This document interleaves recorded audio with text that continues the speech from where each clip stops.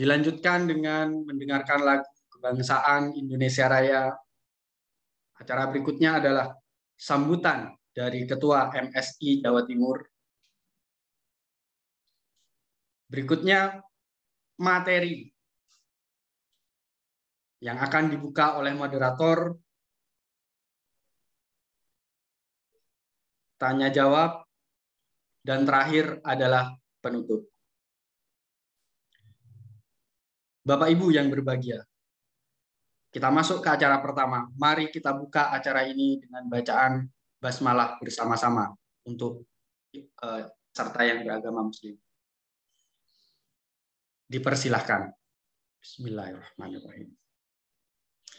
Acara kedua adalah mendengarkan lagu kebangsaan Indonesia Raya. Kepada operator dipersilahkan.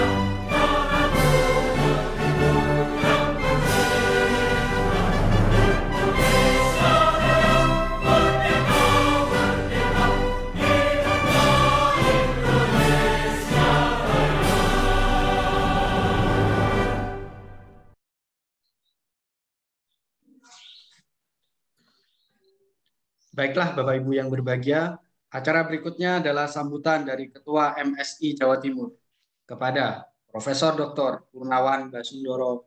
Kami persilahkan. Bismillahirrahmanirrahim. Assalamualaikum warahmatullahi wabarakatuh. Bapak Ibu sekalian yang saya hormati, untuk sambutan saya pada malam hari ini akan digantikan oleh sambutan Wakil Ketua Komisi 10 DPR RI. Kebetulan beliau membidangi bidang pendidikan dan kebudayaan, Ibu Agustina WPSSMM. Kami persilahkan Mas Soleh untuk sambutan beliau.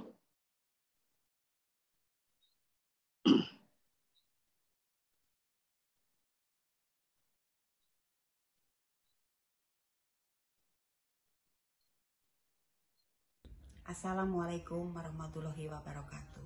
Puji syukur kita haturkan kehadirat Tuhan Yang Maha Kuasa, karena pada hari ini kita dipertemukan dalam sebuah webinar memperingati 121 tahun Bung Karno yang diselenggarakan oleh masyarakat sejarawan Indonesia Jawa Timur.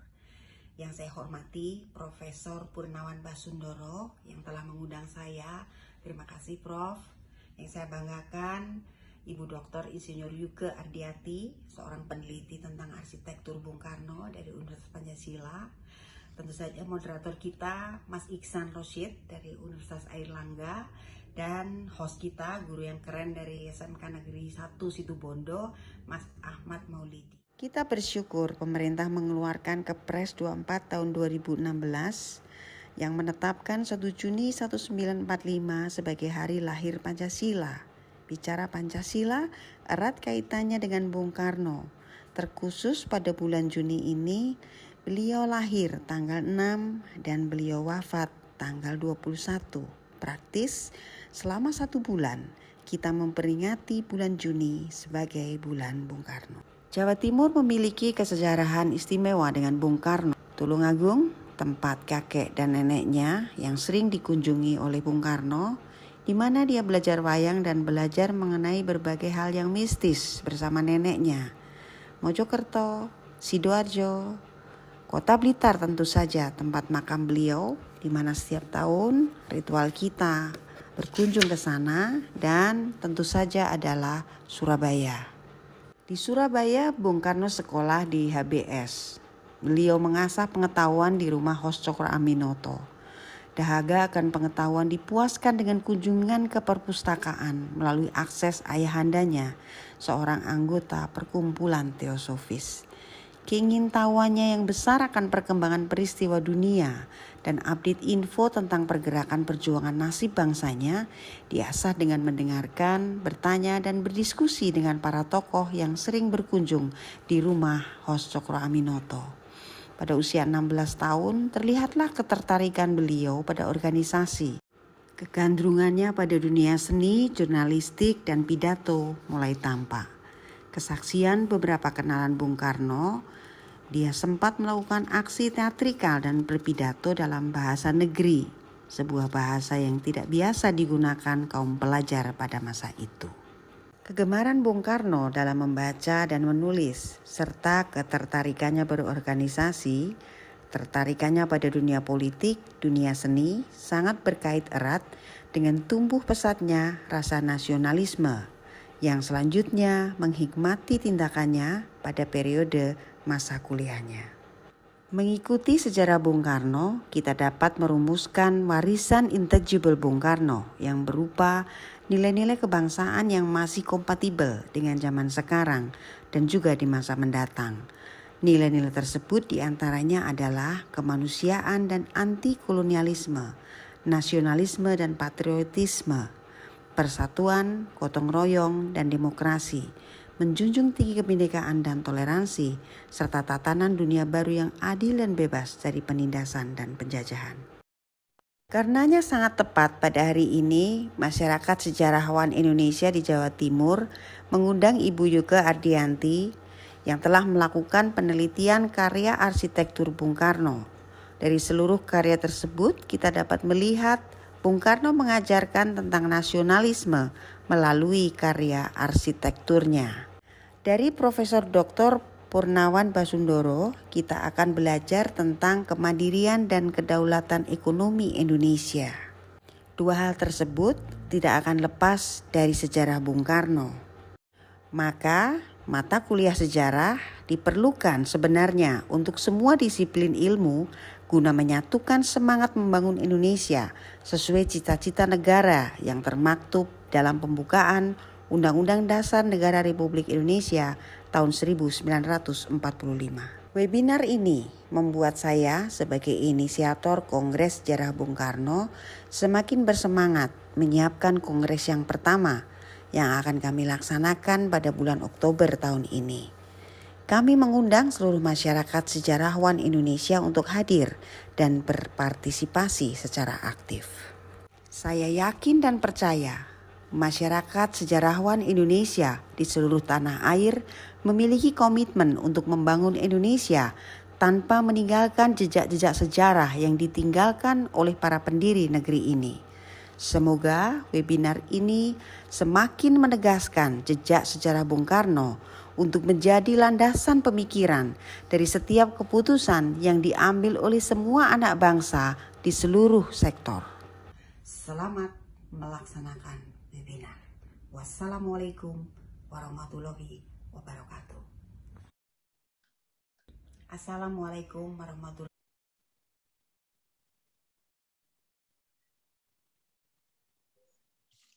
Luar biasa, sambutan yang menggugah bagi kita. Dan seandainya ini luring, maka aplaus yang meriah untuk beliau. Karena ini daring, jadi Baik Bapak Ibu yang berbahagia, tentu sudah tidak sabar dengan agenda atau acara inti kita malam ini. Selama 90 menit ke depan, acara inti akan dipandu oleh Bapak dosen kita yang sangat luar biasa ini, yaitu kepada Bapak Iksan Rosid SSMA. Kami persilakan untuk memandu acara selama 90 menit ke depan. Silakan. Baik, terima kasih Pak Marvianto, luar biasa host kita malam ini ya. Kita dimulai dengan penuh semangat karena bulan ini adalah bulan Bung Karno. Bung Karno itu harus semangat. Baik, selamat malam Bapak Ibu sekalian. Assalamualaikum warahmatullahi wabarakatuh. Salam sejahtera untuk kita semua. Kebetulan saya malam ini diberi amanah untuk memandu jalannya webinar yang luar biasa ini terkait dengan webinar 121 tahun Bung Karno. Kita di Jawa Timur itu memang luar biasa spesial terkait dengan Bung Karno. Kenapa? Karena beberapa kota di Jawa Timur ini menjadi penentu bagi perjalanan Insinyur Soekarno yang kemudian beliau dilahirkan di kota Surabaya tahun 1901, kemudian pernah mengenyam pendidikan di Mojokerto, kemudian Tulungagung, pernah juga ke Sidoarjo, kemudian ke Tulungagung, ke Blitar, mohon maaf, kemudian mengenyam pendidikan di HBS yang warisan HBS-nya itu masih ada di kantor pos Kebonrojo. Kemudian beliau melanjutkan studi di Boher Teknis di Bandung. Dan pada akhirnya kemudian beliau kembali lagi ke Jawa Timur di Blitar ya. Nah, maka selayaknya Jawa Timur ini melalui MSI Masyarakat Sejarawan Jawa Timur memiliki tanggung jawab moral bagaimana untuk selalu membangkitkan bahwa bulan Juni adalah bulannya Bung Karno. Ini sangat layak. Oleh karena itu, malam ini kita sudah kehadiran narasumber-narasumber yang luar biasa yang akan memandu Bapak Ibu sekalian untuk menyelami bagaimana pemikiran, hasil, kondisi, dan segala hal terkait dengan Bung Karno yang akan disampaikan selama menurut Bapak host tadi, Pak Marvi, 90 menit Pak ya? 90 menit waktu normal. Oke. Kita sering nggak normal Pak. Mohon saya izin share screen dulu untuk pembagian susunan webinar malam hari ini ya. Nah, menurut informasi dari panitia, nanti yang akan menyampaikan gagasan pertama adalah Ibu Dr. Insinyur Yuga Ardianti, menyampaikan gagasan Bung Karno dalam seni arsitektur. Akan disampaikan selama 20 menit. Kemudian berikutnya Prof. Purnawan Basundoro, Ketua MSI sekaligus Guru Besar Sejarah di Prodi Ilmu Sejarah Universitas Airlangga. Beliau juga saat ini menjabat sebagai Dekan Fakultas Ilmu Budaya. Nanti akan menyampaikan materi tentang Bung Karno dan Kota Surabaya.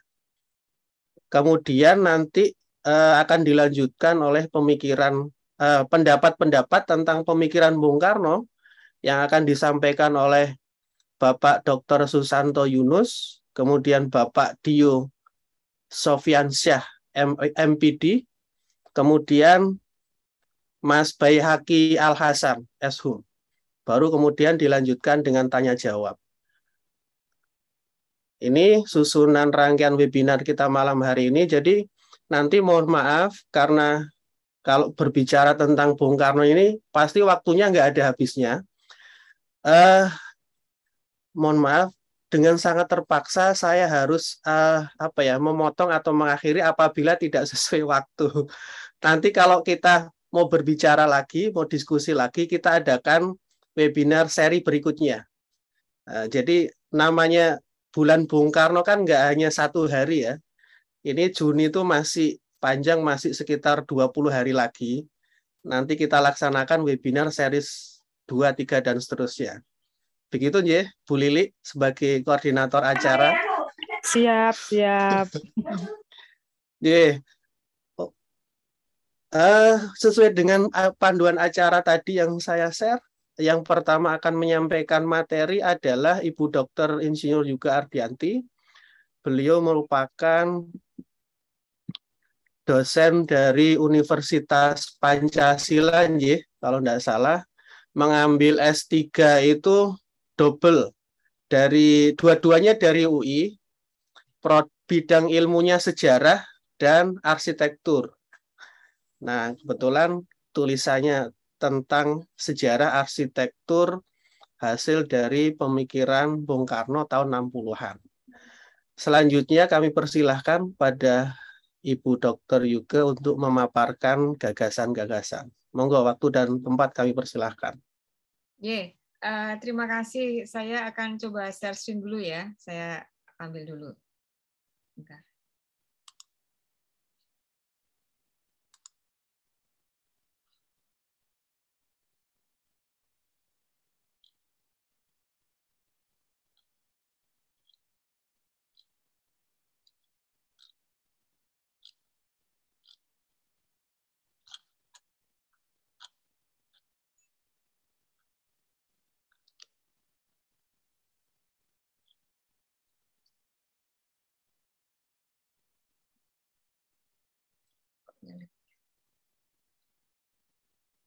Sebentar, ini kok rada nyelip.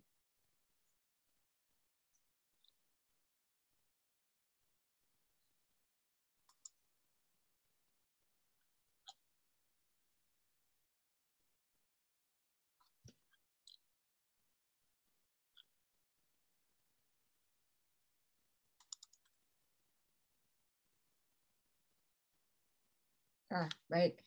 Sudah muncul ya. Saya mungkin agak salah menangkap tugas. Jadi yang saya tangkap adalah Bung Karno dalam gagasan seni dan arsitektur. Jadi bukan seni arsitektur, tapi seni dan arsitektur. Tapi nggak apa-apa ya. Sudah pas itu, Mbak. Ya. Akan ada dua pengertian kalau seni dan arsitektur. Ya. Seninya ada, seni arsitektur termasuk seni. Ya. Baik. Saya mulai saja bahwa ini semacam mungkin refreshing dari beberapa materi-materi yang sudah pernah tayang tentang itu ya. Ini saya sarikan untuk MSI Jawa Timur dalam acara ini. Apakah Bung Karno itu seniman dan sekaligus arsitek? Mungkin itu juga kadang-kadang menjadi pertanyaan, apa iya sih? Gitu. Terus so what? Apa buktinya? Kadang-kadang larinya ke sana. Nah, baik, bahwa apakah presiden kita adalah seorang seniman? Mungkin jawabannya bisa dilihat dari sini. Sebenarnya ada semacam mentality atau tindakan otomatis yang Bung Karno sendiri mungkin tidak menyadari bahwa beliau selalu berkelindan dengan istilah-istilah atau berkelindan dengan hal-hal yang termasuk seni, termasuk merancang dan membangun arsitektur, baik bangunan sebagai fisik ataupun rancangan sebagai arsitek penggagas. Jadi mungkin itu tidak disadari, tapi di dalam satu keilmuan yang mungkin kita pelajari bersama itu bisa kita petanin bahwa oh ternyata memang memiliki daya dorong seperti itu.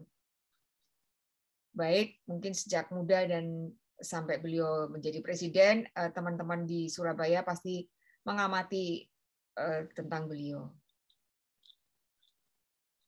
Nah, mudanya Bung Karno tuh udah hobi tuh merancang busana bagi beliau sendiri. Kalau kita lihat bicara berbeda dengan Bumi Putra yang lain.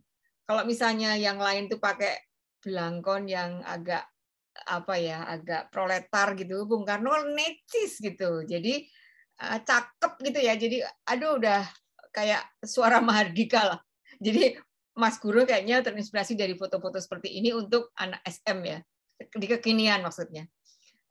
Nah, menggagas ini bukan tanpa konsep. Jadi beliau bilang bahwa kita di negara yang terjajah ini kita butuh kesetaraan dengan mereka.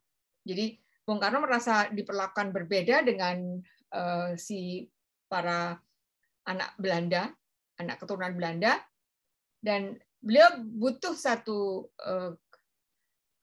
identity ya atau kesetaraan itu untuk dianggap sama. Lalu kemudian belakangan menggagas, ayo kita butuh pakai peci, ini lambang kebangsaan yang kita ambil dari negara kita sendiri, dari orang-orang kita sendiri. Dan akhirnya peci di dalam Kepres nomor 72 kalau nggak salah, itu sudah ditetapkan sebagai busana nasional untuk para bapak-bapak. Nah, peci sebagai lambang ini juga sebuah gagasan ya. Jadi diarsiteki oleh Bung Karno lah gitu istilahnya. Kemudian ketika memperoleh gelar diploma engineer di bidang arsitektur, ya jelas beliau dicatat sebagai civil engineer dengan spesialis bidang arsitektur. Ini sesuai dengan isian yang beliau tulis sendiri di dalam diplomanya. Jadi ini adalah potongan dari isian dari Borang yang sering kita sekarang isi kuesioner gitu ya. Kuesionernya kayak gini nih panjangnya. Ditulis oleh Bung Karno, kemudian ini kita jadikan basis bahwa beliau memiliki basis arsitektural sehingga layak disebut arsitek. Dan apakah beliau berpraktek atau tidak, itu soal kemudian. Ternyata Bung Karno juga berpraktek. Nah, ini kita loncat dulu ya, berpraktek sebagai arsitek. Bagaimana jejak di bidang seni rupa? Ternyata di sebelum ND, ini hilang hurufnya, sebelum 34, ini Bung Karno mengisi beberapa majalah-majalah dengan satire-satire kayak kartun gitu ya, kayak meme gitu ya, nggodain orang Belanda dengan membuat marah dengan bentuk-bentuk seperti ini. Ini kan semacam satire ya, dengan cara hanya seniman yang mampu menangkap esensi seperti ini. Nah, Bung Karno menjadi ilustrator di beberapa majalah gitu. Ini juga karya seni jadul ya, yang dilakukan Bung Karno seperti itu. Semacam ini, jadi menyindir kehidupan orang Belanda maupun memberikan ilustrasi kehidupan masyarakat kita sendiri. Lalu semasa di ND, di dalam kehidupan yang sangat sepi itu, kayaknya Bung Karno butuh sesuatu untuk mengisi jeda bahwa di masa-masa di Bandung tuh beliau kan sangat dielulukan sebagai pemimpin ya. Jadi berangkat dari sana sepertinya Bung Karno ada keresahan tersendiri untuk bisa berinteraksi dengan publik ya. Makanya beliau mengambil sikap untuk merancang naskah sandiwara yang ditampilkan sebagai perform yang berbayar ya. Bahkan sampai dihadiri sekitar 500 orang dan berbayar. Jadi sekalian Bung Karno juga nambah uang saku untuk kehidupan di ND dan untuk para pengikutnya juga memperoleh nafkah ya. Jadi sudah mulai pinter mengenerate ekonomi lah di masa kesulitan. Nah, ini naskahnya yang ditemukan di ND. Sebenarnya ada 7 tapi ada yang belum diketik. Ada 8 kalau salah. Dan 5 di masa Bengkulu. Ini naskah yang ada printnya ya. Sementara yang tidak ditemukan atau belum ditemukan juga ada beberapa yang seperti diragukan gitu ya dalam beberapa sumber. Tapi yang saya sampaikan di sini adalah yang saya lihat sendiri fisiknya. Nah, 7 naskah ini judulnya ini Rahasia Gelimutu, mungkin Kelimutu maksudnya, tapi mungkin ejaan di sana waktu itu begitu. Dan Rendo, kemudian Jula Gubi, kemudian Dr. Setan, Aerodinamit, Kutbutbi, dan Aram Jadah. Nah, 7 naskah ini sebenarnya dalam rangkaian acara, bukan acara ya, jadi pemantapan nilai-nilai nasionalisme itu, BPIP juga melakukan penulisan kembali atau menafsir kembali naskah-naskah Bung Karno ini. Nah, ternyata kalau kita lihat ada beberapa nama-nama di sini nih sebenarnya ada cerita mitos, ada cerita lama, ada cerita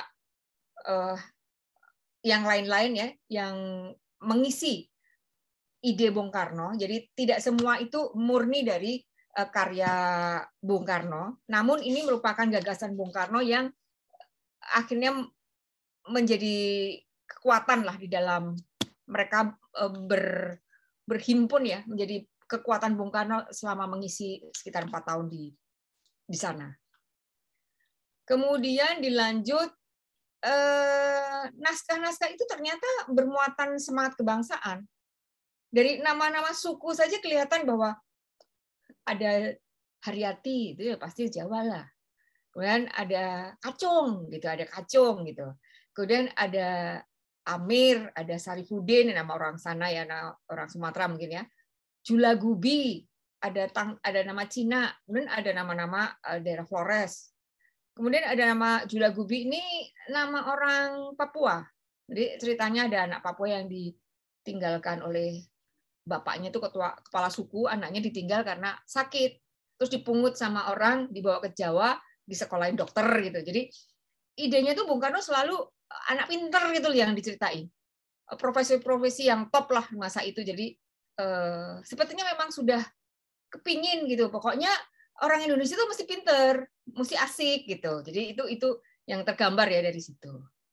Tapi juga selalu ada tarian. Jadi kayak ada prolog, ada jeda gitu, selalu tarian, namanya ronggeng istilahnya. Ada serimpi, ada ledo, ada tari Papua gitu. Terus ada mistik, ada sains gitu. Jadi selalu digabungkan seperti kalau Bung Karno itu ketika pidato di masa presiden kan selalu ada simbol-simbol yang dikiaskan ya. Dan sayangnya pada saat acara penyerahan naskah Tonil ini dianggap sebagai warisan Bung Karno dan tidak boleh dipublikasikan.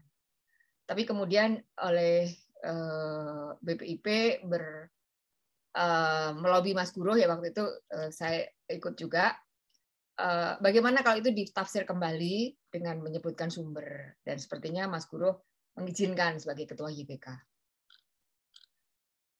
Ini cukup lama saya pegang karena saya bikin rewrite-nya. Jadi naskah yang tadi bundet-bundet tadi yang apa ya, perut-perut tadi ya saya ketik ulang lah gitu.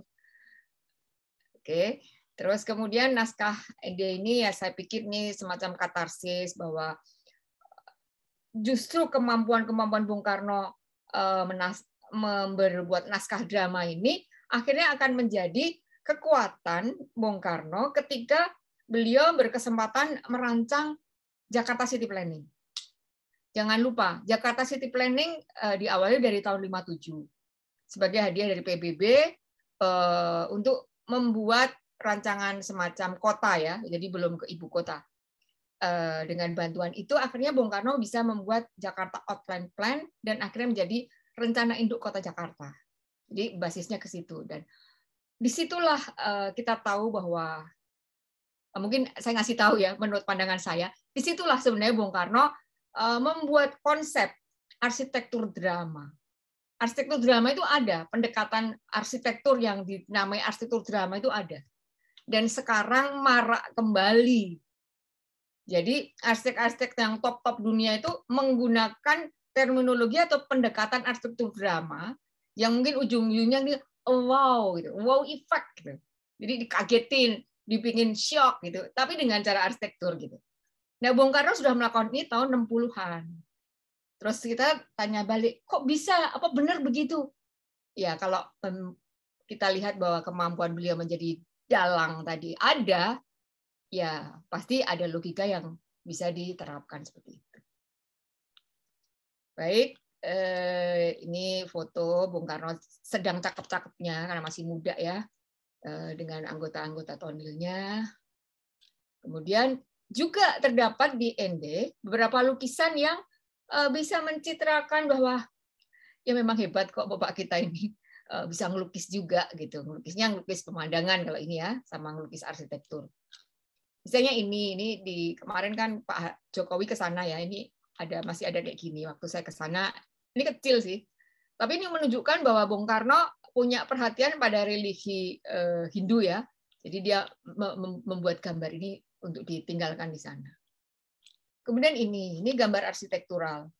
Di sana itu ada kayak desa namanya Ambugaga, dan bentuknya tuh di latarnya tuh gunung, dan ini kayaknya arsitekturnya latarnya seperti itu di waktu itu ya. Anak arsitek sekarang mungkin nggak bisa gambar kayak gini, bisanya pakai komputer.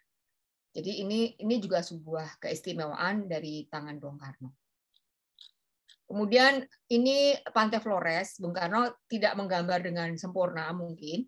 Kemudian ide ini dikembangkan lagi oleh Pak Basuki Abdullah menjadi Laut Flores. Jadi yang lebih dahsyat lagi, gede ukurannya, yang dari koleksi istana. Kemudian seusai ND, apa yang dilakukan? Dilakukan juga tetap sama, melakukan sandiwara tondil itu, tapi dengan pendekatan ditambahkan beberapa karya seperti karya-karya H.C. Andersen dulu, mirip kayak gitu. Jadi ya lebih lucu lah, lebih fun gitu, ditambahkan. Jadi ada yang ide di bawah, ditambahkan itu. Kemudian apa sih jejak di arsitektur? Kalau tadi di bidang seni, sekarang di arsitektur. Sebenarnya arsitektur adalah rumpun yang terapan setelah seni ya. Kita tahu itu. Ada sekian banyak karya tinggalan Bung Karno yang ditengarai dari 3 periode. Pertama, setelah lulus sampai sebelum kemerdekaan, itu rata-rata karya-karya itu rada-rada meniru gurunya. Ngefans nih sama gurunya. Jadi inget nih kata gurunya. Jadi selalu ya udah deh, mirip-mirip juga boleh lah gitu. Karena gurunya juga nggak main-main, namanya Wal Schumacher. Wal Schumacher ini karyanya tersebar di Bandung, dan dia seorang keturunan yang juga ngefans sama arsitek maestro di Amerika, Frank Lloyd Wright. Jadi gerakan arsitek modern itu diikuti oleh dia dan kemudian diturunkan kepada murid-muridnya. Bung Karno termasuk murid dan pegawainya. Oke. Kemudian lari ke sini. Pada saat Bung Karno sudah jadi presiden, tapi belum terlalu punya banyak modal, Bung Karno hanya menata istana, tapi yang ditata itu semua mengandung unsur-unsur Padma. Jadi disebutlah Sang Padma. Jadi karena Padma ini khas menjadi tengaran seorang dewa gitu ya. Jadi nggak semua orang mampu atau berkeinginan mengambil ikon itu sebagai bagian dari arsitektur. Dan Bung Karno melakukan itu. Nah, tinggalan Padma yang mungkin gampang kita tengarai adalah di Istana Merdeka. Ini yang buat Bung Karno tahun 49 dan menjadi karya beton pertama di Indonesia. Dan waktu itu mendapat sindiran yang keras dari beberapa orang, tapi Bung Karno ya tetap melakukan itu. Nah, ini ketika Bung Karno sudah menjadi selebriti dunia, sudah dikenal oleh dunia, Bung Karno berkaryanya berbeda. Jadi gaya internasionalisme yang dia tonjolkan, bahwa aku punya bangsa dan negara yang setara dengan negaramu.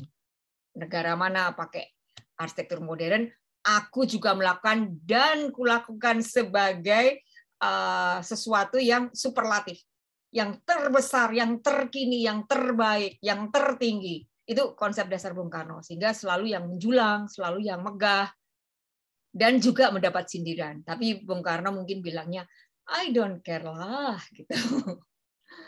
Nah, itulah Bung Karno, jadi menjadi bapak kita yang sudah mempraktekkan karya arsitektur dan membanggakan kita semua dari semua lini. Ini hanya bagian kecil dari yang beliau tinggalkan dan kita cermati. Kira-kira demikian. Dan ini ada tambahan bahwa melukis realis, ya tentu saja perempuan-perempuan cantik akan menjadi bagian dari koleksi maupun objek dari karya. Demikian Pak Moderator, matur nuwun.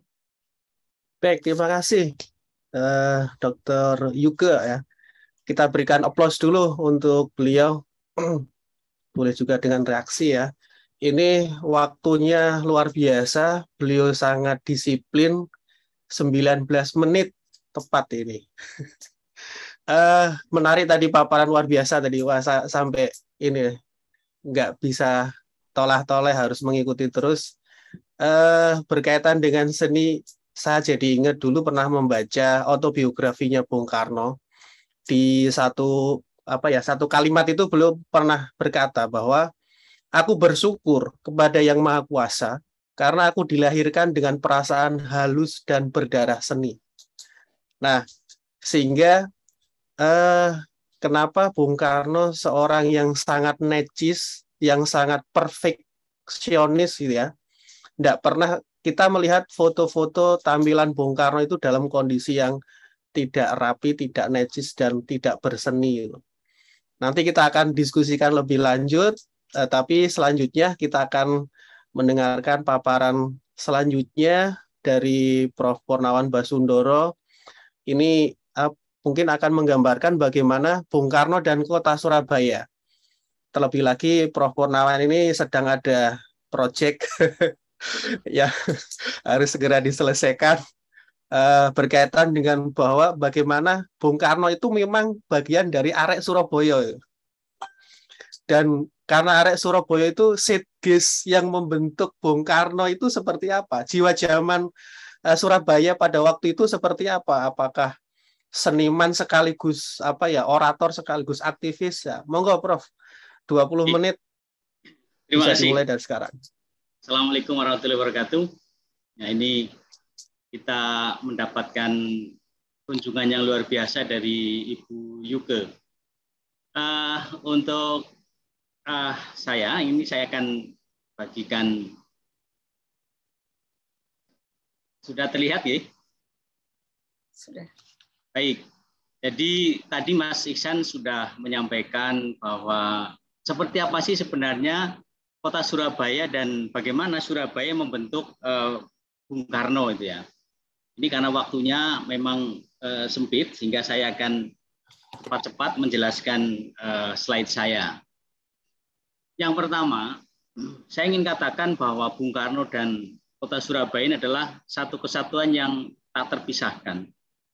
Itu sudah terbentuk sejak lahir gitu ya. Sehingga pada hari ini pemerintah Kota Surabaya akan menetapkan Surabaya sebagai kota kelahiran Bung Karno ya, karena selama ini kan masih simpang siur ya. Oleh karena itu dalam waktu dekat ini saya sedang diberi pekerjaan untuk mendesain bagaimana ini Kota Surabaya sebagai tempat lahir Bung Karno dan seperti apa sih sebenarnya suasana Kota Surabaya yang membentuk Bung Karno. Karena seperti disampaikan oleh Bung Karno sendiri, beliau mengatakan di dalam autobiografinya bahwa Surabaya adalah dapur dari nasionalisme ya. Artinya nasionalisme Bung Karno itu dibentuk di Kota Surabaya. Memang sampai sekarang ini masih banyak orang yang menganggap bahwa Bung Karno lahir di Blitar. Gitu ya. Ini saya kira ada beberapa kesalahan mengapa Bung Karno dianggap lahir di Blitar dan menurut saya ini dalam tanda kutip ya mungkin ada sebuah rekayasa ya dari rezim sebelumnya ya, terutama pada masa Orde Baru. Bahkan ketika Pak Presiden itu ya berpidato pada tanggal 1 Juni 2015 itu juga dalam tanda kutip kepleset menyebut bahwa beliau lahir di Blitar. Dan ini kemudian diakui oleh pembuat naskah pidato bahwa ini salah gitu ya. Yang benar Bung Karno lahir di Kota Surabaya. Nah, apa buktinya bahwa Bung Karno lahir di Surabaya? Yang pertama, dalam autobiografi beliau yang ditulis oleh Cindy Adam, itu jelas sekali bahwa di halaman 21 ya untuk yang versi Inggris itu, beliau menyebut semacam itu di dalam naskahnya bahwa karena pernikahan ayahnya di Bali ini kan ada problem ya dengan dengan istri yang waktu itu merupakan golongan bangsawan, sehingga oleh masyarakat adat Bali itu dikucilkan. Ini yang menyebabkan ayah Bung Karno, Raden Sukemi itu merasa tidak betah, sehingga kemudian mengajukan pindah ke kota Surabaya. Dan di situ hanya menyebutkan bahwa ketika bapaknya di Surabaya, pindah di Surabaya, di sanalah saya dilahirkan. Tidak ada penjelasan yang lebih luas mengenai hal itu. Nah, ini yang kemudian nampaknya hal ini yang menyebabkan mengapa orang menganggap beliau lahir di Blitar. Kemudian yang kedua ini, buku yang saya dapatkan beberapa waktu yang lalu dari pedagang online, judulnya Soekarno Sebagai Manusia, yang buku ini tidak ada angka tahunnya ya, tetapi berdasarkan cerita yang ditulis dalam buku ini, nampaknya buku ini ditulis tahun 35 gitu ya. Karena ditulis setelah Bung Karno keluar dari penjara. Di beberapa saat setelah Bung Karno keluar dari penjara, ada seorang yang menulis ini dan diterbitkan di mana? Di Solo. Jadi di halaman 4 itu ya, itu diceritakan mengapa Soekarno dikirim ke Tulungagung gitu ya. Jadi di sini dituliskan karena ayahnya waktu itu di Surabaya itu hidup sebagai guru yang miskin, guru yang tidak mampu dengan gaji hanya 27,5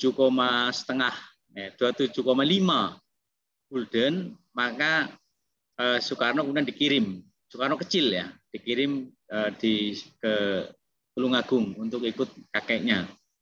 Nah, ini juga memperkuat argumen bahwa beliau lahir di Surabaya. Nah, ada buku yang sangat menarik. Buku ini berisi detail mengenai ketika Bung Karno diadili di pengadilan kolonial di Bandung. Ya, ini saya mendapatkan, ini buku yang menurut saya ini langka, tapi saya bisa mendapatkan dari pedagang online juga, yang dikumpulkan ya, diedit, dikumpulkan oleh Pak Noto Sutarjo, Bung Karno di hadapan pengadilan kolonial. Buku ini sangat detail menceritakan siapa hakimnya, siapa jaksanya, siapa kalau sekarang itu pencatat di pengadilan itu siapa, itu detail sekali, dan tanya jawab Bung Karno dalam sidang itu juga diceritakan secara detail. Buku ini tebal, 696 halaman. Dan pada halaman ke-18 dari kata pengantar memang disebutkan secara jelas bahwa Bung Karno memang lahir di kota Surabaya. Nah ini Bung Karno di hadapan pengadilan kolonial. Ini saya petik tulisan dari Pak Noto Sutarjo. Buku ini terbit tahun 1963. Ini tadi juga sudah disampaikan oleh Ibu Yuga mengenai data Bung Karno pada zaman Jepang. Itu jelas menyebutkan Soekarno lahir di Surabaya. Nah, kemudian ini adalah buku induk dari Teknik Hochschule di Bandung, ya, cikal bakal ITB. Ini jelas juga menyebutkan bahwa Bung Karno lahir di kota Surabaya, walaupun tahunnya ini ada kesalahan. Ini tertulis tahun 1902, karena yang benar 1901 ya. Mungkin pencatat di THS pada waktu itu kurang cermat. Nah, kesimpulan saya terkait dengan mengapa beliau dianggap lahir di Blitar, ya saya kira ini kita tahu bahwa situasi terakhir Bung Karno menjelang meninggal itu memang cukup kontroversial, dan ketika meninggal itu akhirnya dimakamkan di Blitar. Nah, mungkin dalam rangka itu sehingga kemudian dicari sebuah alasan supaya bagaimana Bung Karno bisa lahir di Blitar. Nah, kemudian periode berikutnya terkait dengan Bung Karno dan Surabaya ini adalah periode yang saya kira sangat krusial. Bagaimana pemikiran Soekarno itu dibentuk, dan kemudian seperti apa situasi itu kemudian membentuk sikap, pikiran, pandangan Bung Karno pada periode-periode selanjutnya. Terutama ini dibentuk di Surabaya pada saat beliau sebagai siswa HBS ya di kota Surabaya pada tahun 1916 sampai 1921. Pada waktu itu gedung HBS itu ada di Regenstraat ya, yang sekarang itu di kantor pos besar. Ini gedung HBS, yang ada di Regenstraat. Karena kemudian nanti pada tahun 25 HBS itu pindah ke kompleks SMA kompleks yang sekarang. Ini saya ambil dari buku peringatan 25 tahun HBS Surabaya. Terbit tahun 1901 ya, ketika Bung Karno lahir sebenarnya. Tapi inilah wujud dari gedung HBS. Ini Dewan Guru HBS yang ada di kota Surabaya. Dan Bung Karno kita tahu waktu itu tinggal di Peneleh di rumah Pak Cokro. Nah, ada beberapa ada beberapa hal saya kira yang membentuk kepribadian Bung Karno gitu ya, selama beliau menempuh ilmunya di HBS, yaitu sekitar 5 tahun di kota Surabaya. Karena pada periode inilah Bung Karno, kepribadian Bung Karno sebagai seorang orator misalnya, kemudian sebagai seorang ideolog, seorang nasionalis, sebagai seorang pemikir, dan sebagai seorang aktivis pergerakan itu mulai terbentuk. Nah, pada periode ini Bung Karno mengatakan bahwa Surabaya adalah dapur nasionalisme. Artinya secara tersurat juga Bung Karno sudah mengatakan bahwa Surabaya lah yang membentuk jiwa nasionalisme dari Bung Karno. Nah, kira-kira kalau itu yang diakui oleh Bung Karno, kira-kira apa saja yang membentuk kepribadian Bung Karno? Dari Surabaya, saya mencatat paling tidak ada 5 hal yang membentuk kepribadian Bung Karno, yang kemudian menjadi fondasi dari Bung Karno sampai kemudian menjadi seseorang yang berani melawan penjajah, kemudian berani merumuskan dasar negara, dan lain sebagainya. Jadi yang pertama tentang kondisi Surabaya, kemudian yang kedua posisi Pak Cokroaminoto sebagai pemimpin pergerakan pada waktu itu, kemudian yang ketiga keberadaan rekan kos, ya, kemudian yang keempat buku bacaan, dan kelima kondisi di sekolah. Kita lihat satu persatu. Yang pertama, seperti apa sih Surabaya pada awal abad ke-20, sehingga itu cukup penting membentuk kepribadian Bung Karno. Surabaya pada awal abad 20 adalah kota industri yang besar, bahkan menjadi kota industri terbesar di kota Surabaya. Berbagai laporan menyatakan bahwa sebelum Batavia menjadi kota industri, Surabaya itu sudah terbentuk sebagai kota industri sejak awal abad ke-20. Ini tidak bisa dipisahkan dengan kondisi di kawasan-kawasan hinterland yang merupakan kawasan subur dan menjadi menjadi pusat perkebunan tebu. Nah, keberadaan pabrik-pabrik tebu itu kemudian menjadikan Surabaya itu juga terpengaruh dan kemudian menjadi kota industri yang pada awalnya sebenarnya untuk melayani industri tebu, pabrik-pabrik gula di kawasan hinterland itu. Nah, tentu saja Surabaya sebagai kota industri itu menciptakan kelompok sosial baru yang disebut sebagai golongan buruh. Dan pada umumnya golongan buruh ini adalah kelompok masyarakat Bumiputra dengan posisi sosial ekonomi yang sangat lemah. Mengingat bahwa latar belakang pendidikan buruh di Surabaya itu rata-rata adalah rendah. Pada awal abad ke-20 misalnya jumlah masyarakat terdidik di kota Surabaya itu hanya 7%, kecil sekali. Gitu ya. Nah, sejak awal abad ke-20 ini gerakan protes di Surabaya itu sangat tinggi. Yang pertama adalah protes dari masyarakat penghuni tanah partikelir, gitu ya.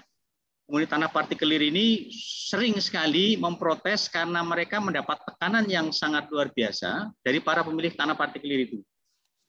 Nah, gerakan protes ini yang paling besar di Surabaya itu dilakukan oleh yang namanya Pak Prawirodirjo, dipimpin oleh Pak Prawirodirjo dan Pak Siti. Yang ini tinggal di Ondomohen dan di kawasan ini agak selatan. Jadi di kawasan Ketabang sebenarnya itu pengikutnya besar karena mereka mendapat sokongan dari syarikat Islam yang dipimpin oleh Pak Cokro. Foto ini adalah foto ketika pada tahun 1916 masyarakat itu memenangkan gugatan terhadap para pemilik tanah partikelir. Nah, ketika mereka menang, mereka berkumpul di Stadstuin, gitu ya, di Taman Kota, dan dipimpin langsung oleh Pak Cokro. Nah, pada tahun 1916 inilah Soekarno datang.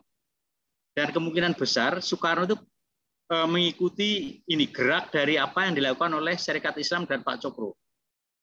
Nah, ini gerakan protes pada waktu itu. Nah, pada periode yang sama, gerakan buruh itu juga menguat. Jadi sejak awal abad ke-20, buruh di kota Surabaya ini sering diorganisir untuk kepentingan pemogokan dan lain sebagainya. Disinilah Bung Karno menangkap bahwa masyarakat yang lemah, gitu ya, golongan masyarakat lemah itu sudah mulai menunjukkan kekuatannya dalam bentuk berbagai protes, gitu ya. Nah, ini yang menurut saya juga penting dalam membentuk watak sikap Bung Karno. Kemudian yang kedua, posisi Pak Cokro. Posisi Pak Cokro terhadap Bung Karno itu unik, gitu ya. Hubungan mereka itu sangat istimewa. Pertama, Pak Cokro awalnya adalah sebagai bapak kos dari Bung Karno. Tetapi kemudian karena situasi yang berubah, gitu ya, kondisi ekonomi Pak Cokro sempat terganggu dan Pak Cokro kemudian kehilangan istrinya, maka kemudian posisinya berubah menjadi mertua dengan Pak Bung Karno menikahi Utari, anaknya Pak Cokro. Nah, pada saat yang sama Pak Cokro juga menjadi mentor ideologi Bung Karno. Bayangkan Pak Cokro yang seorang yang memimpin gerakan rakyat yang sangat luar biasa besar pada saat itu kemudian menjadi guru langsung dari Bung Karno. Dengan demikian Bung Karno tentu saja mendapatkan berbagai bibit-bibit nasionalisme, perlawanan kepada penjajah Belanda yang itu secara langsung diajarkan oleh Pak Cokro. Dan Bung Karno menyadari betul bahwa Pak Cokro itu adalah gurunya. Ini di dalam biografinya Bung Karno mengatakan bahwa Pak Cokro adalah idolaku. Aku muridnya, secara sadar atau tidak, ia menggemblengku. Aku duduk di dekat kakinya dan dia memberikan buku-bukunya padaku. Dia memberikan miliknya yang berharga padaku. Dan ini gambaran yang luar biasa menggambarkan betapa dekatnya Bung Karno terhadap Pak Cokro, walaupun pada saat itu sebenarnya cukup banyak teman-teman kos yang di rumah Pak Cokro. Dan melalui Pak Cokro inilah Bung Karno dikenalkan kepada para tokoh pergerakan nasional di Indonesia pada saat itu, ya. Karena banyak tokoh-tokoh pergerakan yang setiap hari itu mampir ke rumahnya Pak Cokro, berdiskusi dengan Pak Cokro, dan Soekarno itu selalu berada di rumah tersebut.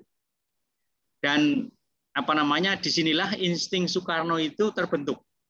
Beliau mengatakan, aku meresapi banyak lagi persoalan politik di rumah Pak Cokro, dapur dari nasionalisme. Kebetulan Pak Cokro ini memiliki surat kabar utusan Hindia, yang sekarang surat kabar utusan Hindia ini bisa di-download, ya, secara langsung, sehingga kita bisa melihat tulisan Pak Karno di sini, di utusan Hindia ini.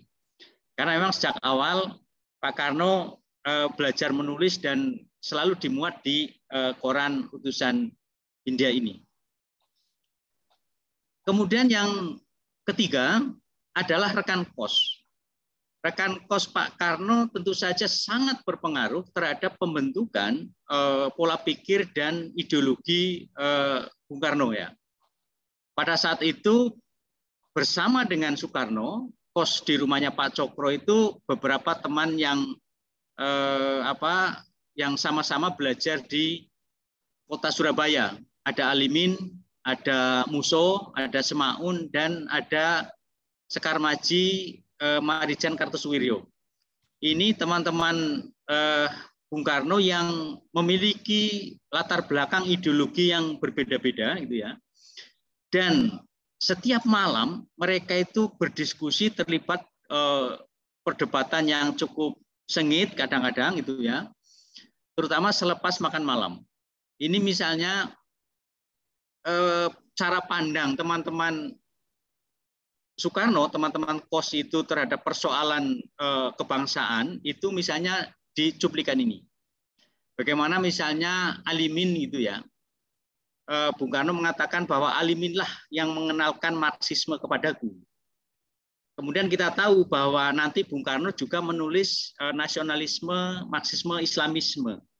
Dan disinilah dari Pak Cokro dan Kartosuwiryo, Bung Karno mengenal Islam lebih dalam lagi. Nah, diskusi ini tentu saja membentuk karakter Bung Karno. Kemudian yang keempat adalah buku-buku bacaan. Bung Karno ini seorang yang memiliki semangat membaca yang sangat luar biasa. Beliau bisa dikatakan merupakan orang yang haus pengetahuan. Bahkan dengan kondisi yang sangat pas-pasan, ya, karena pada saat Bung Karno ada di rumahnya Pak Cokro, Bung Karno itu mendapatkan kamar paling belakang yang itu tidak ada sambungan listriknya. Bung Karno bilang saya tidak mampu untuk membeli bohlam, sehingga Bung Karno rela untuk membaca buku-buku bacaan itu dengan lampu minyak gitu ya. Dengan membaca banyak sekali buku-buku yang dipinjamkan dari Pak Cokro, Bung Karno ini seperti menyerap hampir semua pemikiran para tokoh dunia. Nah, ini misalnya Bung Karno selalu berimajinasi ketika membaca buku-buku karangan para tokoh dunia itu. Ketika Amerika misalnya ya, tokoh-tokoh Amerika, 3 tokoh Amerika itu juga diakui sebagai tokoh yang menginspirasi Bung Karno. Beliau mengatakan, aku berdiskusi mengenai persoalan yang timbul antara dia, maksudnya Thomas Jefferson ini dengan George Washington. Aku menghayati kembali perjalanan Paul Revere, dan aku dengan sengaja mencari kesalahan-kesalahan dalam kehidupan Abraham Lincoln. Ini cara Bung Karno untuk mengembara, berimajinasi, bertanya, mendebat para tokoh dunia melalui tulisan-tulisannya. Bung Karno mengakui pemikiran-pemikiran besar tokoh dunia itu dilahapnya dengan habis. Dengan demikian dia mengenal pemikiran Garibaldi dari Italia, Otto Bayer dan Adler dari Austria, Karl Marx, Engels, Lenin, dan lain sebagainya. Ini menunjukkan betapa Bung Karno ini merupakan sosok yang tekun, melahap berbagai pemikiran dunia, dan itulah yang kemudian membentuk pemikiran Bung Karno yang menjadi orang yang setara, menjadi presiden yang setara, menjadi pemimpin yang setara dengan pemimpin-pemimpin besar di dunia. Artinya Bung Karno yang tinggal di rumah Pak Cokro di kamar sempit di bagian belakang itu pemikirannya menerobos ke dunia luar, ke hamparan dunia yang sangat luas, karena ketekunannya dalam membaca berbagai buku. Dan inilah yang menurut saya nanti membentuk dasar-dasar pemikiran Bung Karno ketika Bung Karno nanti merumuskan ideologi negara Pancasila. Kemudian yang terakhir adalah kondisi sekolah di mana Bung Karno belajar. HBS Surabaya itu adalah sekolah elit di mana sebagian besar muridnya adalah orang-orang Belanda. Dan Bung Karno merasakan betul bahwa sekolah elit tersebut itu menciptakan suasana yang tidak adil. Guru-gurunya selalu memberi nilai yang sempurna kepada siswa Belanda, tetapi memberi nilai yang lebih rendah kepada siswa-siswa Bumi Putra. Walaupun misalnya perolehan nilainya sebenarnya bisa sama sebenarnya. Tapi sikap inilah yang diakui oleh Bung Karno sebagai sesuatu yang tidak adil. Artinya apa? Bahwa suasana sekolah yang tidak adil itu telah membentuk sikap dan jiwa Bung Karno untuk melakukan perlawanan terhadap penjajahan yang telah menciptakan ketidakadilan tersebut. Surabaya pada awal abad ke-20 diakui oleh Bung Karno sebagai dapur nasionalisme karena secara umum masyarakat Surabaya pada waktu itu memang gigih melakukan berbagai perlawanan terhadap penjajah Belanda. Saya kira itu karena waktunya saya lihat sudah 20 menit. Terima kasih. Baik, terima kasih Prof. Purnawan. Kita berikan aplaus untuk Prof. Purnawan ya. Baik reaksi maupun tepuk tangan gitu. Dari paparan Prof tadi ada 5 hal yang membentuk kepribadian, pola pikir, ideologi, dan yang menjadikan Bung Karno seperti yang kita ketahui sekarang ini. Ada kondisi Surabaya sebagai kota industri, kemudian Pak Hos Cokroaminoto, kemudian rekan kos. Kalau sekarang bahasa anak milenialnya adalah para besti-bestinya. Bestinya Pak Karno siapa saja. Nah, itu yang akan membentuk kepribadian Pak Karno sekarang. Kemudian haus akan bacaan-bacaan dan buku-buku yang dibaca juga sangat menentukan. Dan terakhir adalah kondisi di sekolah. Nah, nanti Bapak Ibu peserta di ruang Zoom ini dapat berdiskusi dengan Ibu Dr. Yuke dan Prof. Purnawan. Tapi ini masih ada penanggap yang akan memberikan sumbangan pemikiran Bung Karno dari sisi tiga bapak ini. Yang pertama dari Bapak Dr. Susanto Yunus. Monggo di sini kami memberikan waktu 5 menit. Monggo Pak.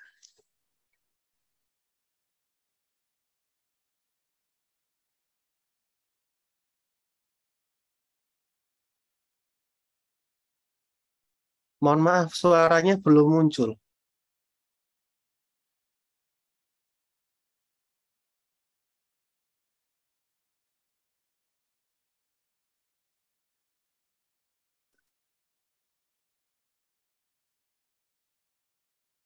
Sambil menunggu Pak Dr. Susanto Yunus, Pak Dokter saged cek, halo, belum terdengar, masih terkendala. Mungkin tidak perlu pakai ini ya, apa namanya, headset.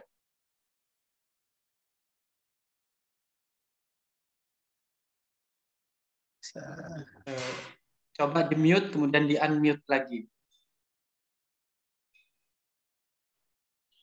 Saya coba mute dulu ya, Pak.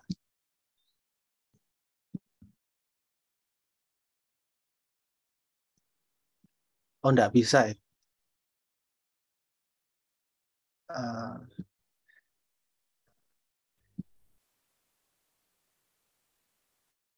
Gimana Pak Iksan? Oh, sudah masuk. Iya, sudah. Ya, sudah. Maaf ini. Terima kasih. Saya sebagai guru melihat Bung Karno ini kalau dalam pembelajaran itu kayak saya bagi secara misalnya pengetahuan substantif dengan sejarahnya dan pengetahuan disiplinernya. Kalau substantifnya memang Bung Karno kan banyak nilai-nilai yang bisa kita kita wariskan ke siswa atau ke generasi muda lah. Sebenarnya tidak hanya Bung Karno, banyak juga tokoh-tokoh yang bisa kita wariskan nilai-nilai yang bisa kita petik. Terutama kalau dari Bung Karno ini pada tahun 2010 itu ada Direktorat Sejarah. Itu yang sekarang dihapus. Itu mengeluarkan buku tentang kata-kata mutiara yang pernah disampaikan oleh Bung Karno.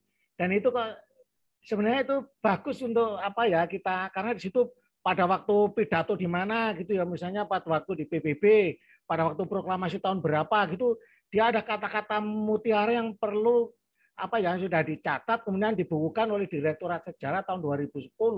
Dan itu ada bisa kita tangkap atau kita ungkap kembali dan bisa kita berikan ke anak-anak. Dengan cara apa? Misalnya anak-anak lomba bagaimana menulis kaligrafi kata-kata Mutiara Bung Karno. Sebenarnya bulan Juni ini juga bisa bulan untuk menggerakkan seluruh siswa bagaimana siswa itu bisa menangkap semacam kata-kata mutiara. Dan itu kata-kata yang membangkitkan betul kalau kita lihat Bung Karno. Misalnya ada cita-cita harus tinggi langit. Kalau toh nanti kamu jatuh, kamu akan jatuh di antara bintang-bintang. Itu juga menarik bagi anak-anak sekarang itu. Dan itu mestinya itu kita gerakkan, kita semacam kita berkolaborasi guru-guru AGSI bisa mau juga bersama dengan MSI ini, kemudian kita mengadakan lomba itu per provinsi atau per kabupaten, sebenarnya akan bisa mewariskan banyak nilai yang bagus pada generasi muda, terutama kata-kata mutiara yang menurut saya itu menjadi power word yang bisa membangkitkan anak-anak. Termasuk tadi bisa misalnya Pak Bung Karno itu ingin yang serba hebat itu seperti dari Bu Yuga tadi ya. Dan itu sebenarnya itu bagaimana sih kalau menyampaikan bahwa kehebatan yang harus kita kita menjadi PD itu dituangkan ke anak itu seperti apa? Itu mestinya harus menjadi perhatian kita, karena selama ini kita tuh miskin pewarisan nilai-nilai kepada anak-anak ini. Sehingga ini perlu ada secara kalau menurut saya itu gerakan besar-besaran untuk bagaimana pewarisan nilai-nilai kebaikan atau nilai-nilai nasionalisme atau nilai-nilai yang pernah dijalankan atau menjadi prinsip dari tokoh-tokoh kita, termasuk tokoh Bung Karno itu. Kemudian selain substansi tentang nilai-nilai tadi, misalnya tadi yang dari power word tadi, yang dari kata-kata mutiara tadi ya, kemudian ada bagaimana Bung Karno itu semacam menggali atau mendalami masyarakat gitu.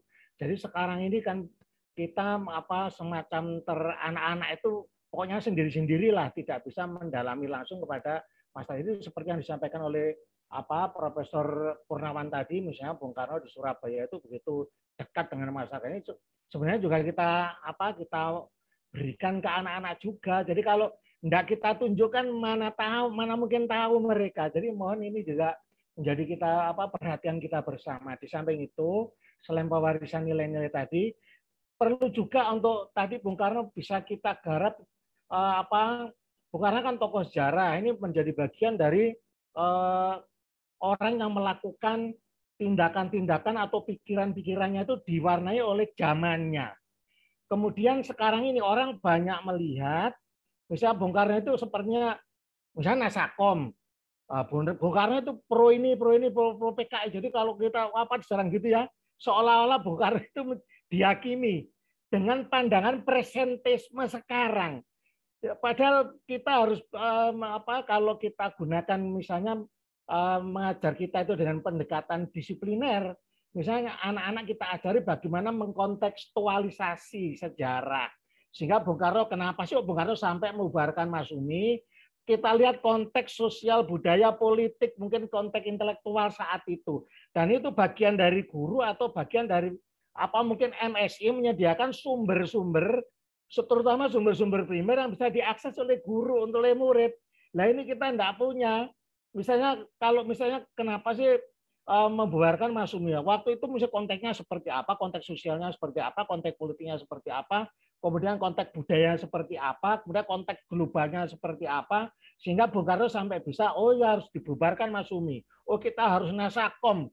Pidatonya misalnya tantangan zaman, misalnya harus to build the world new. Itu kan kenapa kok bisa begitu? Nah, kita lihat kontekstualisasi ini penting menurut saya. Jadi pembelajaran kontekstualisasi merupakan bagian bagaimana anak-anak itu diajari bagaimana keterampilan disipliner sejarah itu dilakukan di kelas. Sehingga kalau sudah dewasa begini, tidak langsung menghakimi, tidak persentisme, tidak menggunakan pandangan yang sekarang saja. Artinya nilai-nilai sekarang dianggap berlaku pada nilainya waktu saat Bung Karno ada.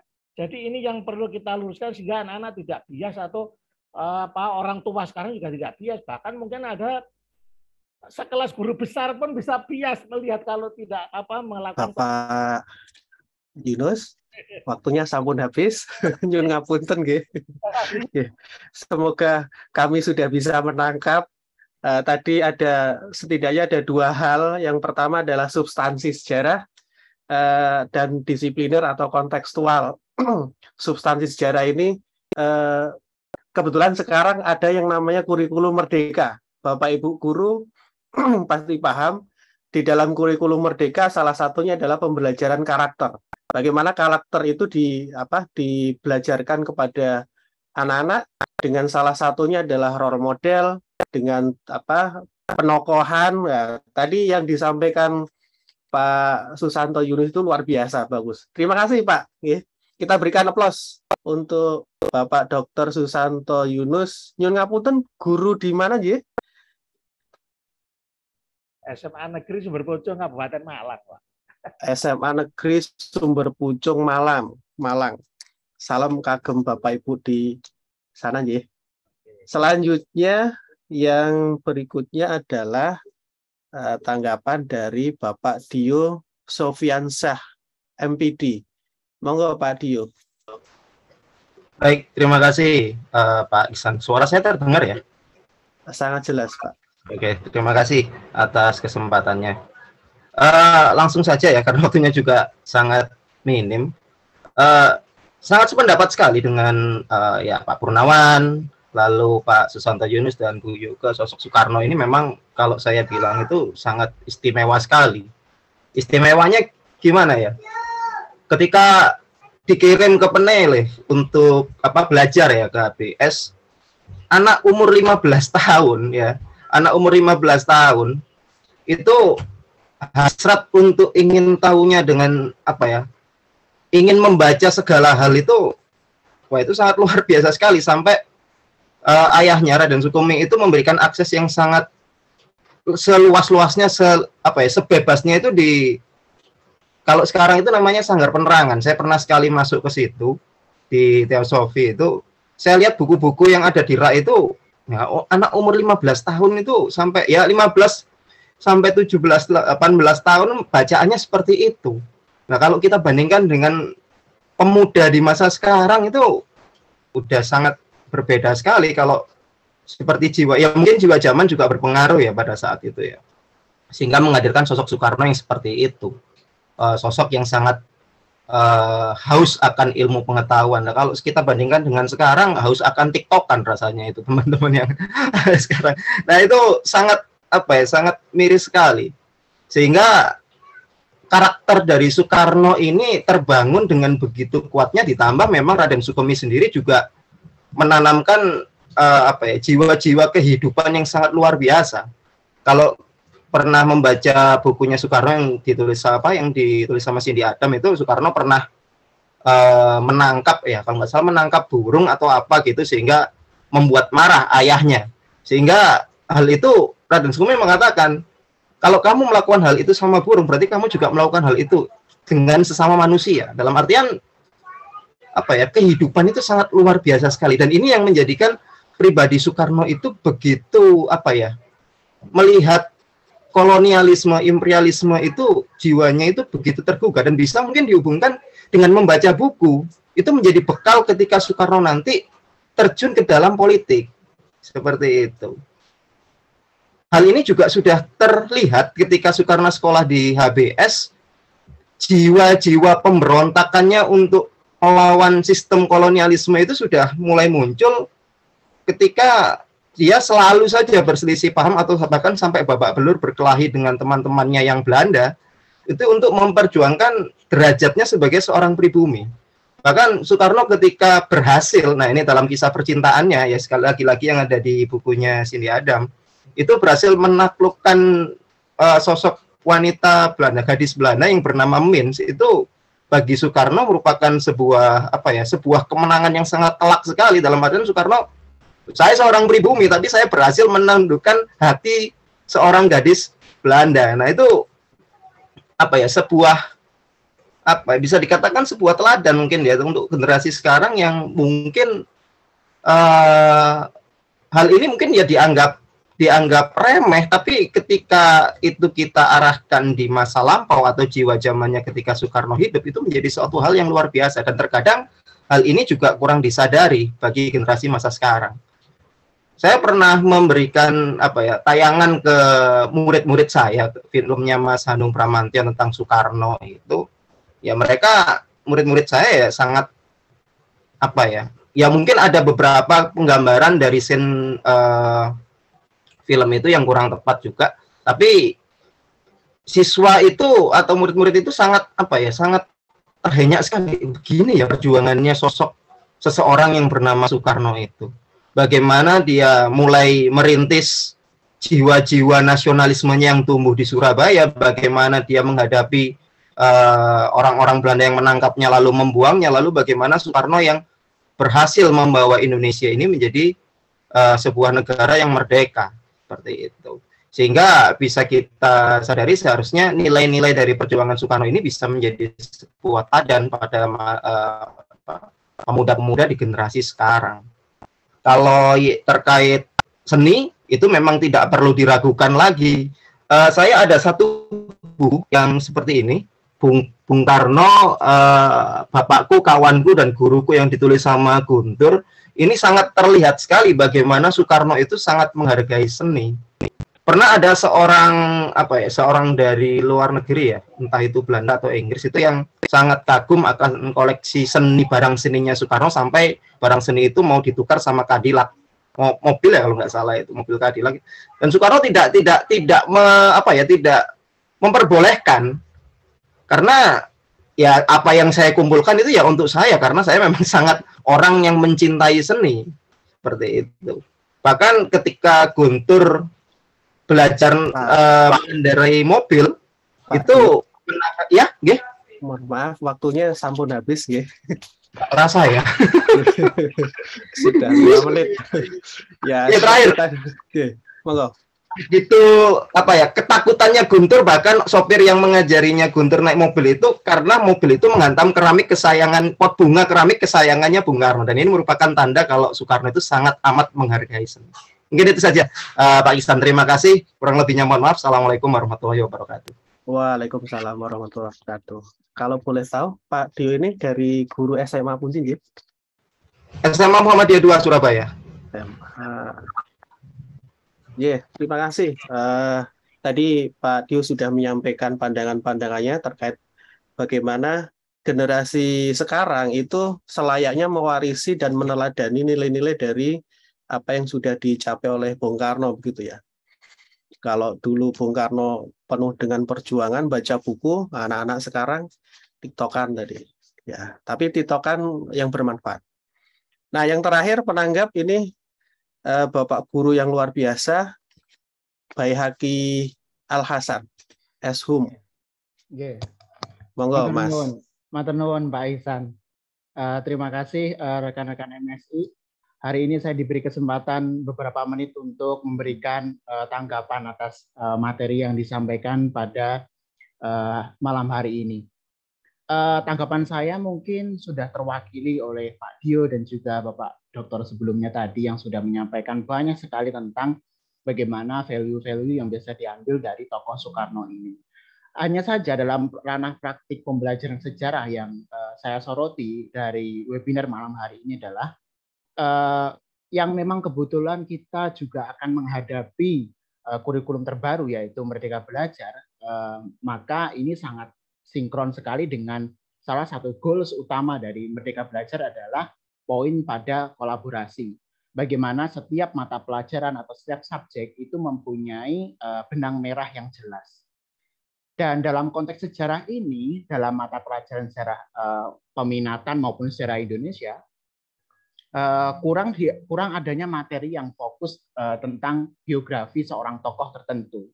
Nah, menurut saya di setting kurikulum Merdeka Belajar, kalau mengingat biografi Soekarno yang sangat hebat ini, yang sangat multi talent dan juga bisa menjadi sosok panutan untuk generasi zaman now ini, sangat tepat sekali kalau nanti materi tentang biografi tokoh nasional misalnya itu nanti bisa berkolaborasi dengan mapel-mapel IPS lainnya seperti sosiologi atau pendidikan Pancasila yang saat ini memang dari PKN menjadi pendidikan Pancasila.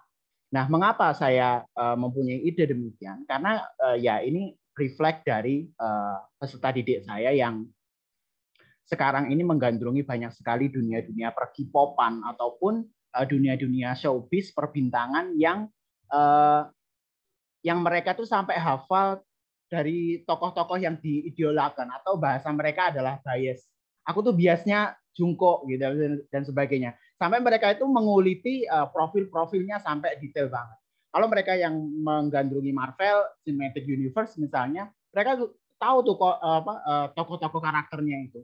Dan maksud saya, antusias peserta didik sekarang yang seperti itu, ini sepertinya harus kita arahkan juga untuk pendidikan sejarah, yaitu tentang bagaimana memahami secara detail tokoh-tokoh nasional kita.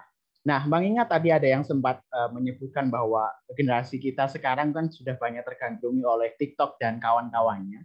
Nah, ini sebagai pengajar atau pendidik zaman sekarang juga harus aware dengan sistem digital saat ini. Saya yakin TikTok adalah salah satu piranti yang sebenarnya nggak jahat dan juga nggak negatif kalau kita paham bagaimana memainkan sistemnya. TikTok itu algoritmanya kalau misalnya kita arahkan nge-follow-nya atau nge-likes-nya itu ke hal-hal yang positif, lebih ke arah edukasi, maka circle yang terbentuk dalam TikTok ataupun Instagram ataupun YouTube akan didekatkan sama hal-hal yang positif itu. Nah, saya pernah berkesempatan setiap kali mengakhiri mata pelajaran, saya pasti memberikan tips, ini loh rekomendasi channel YouTube yang cocok dengan materi ini.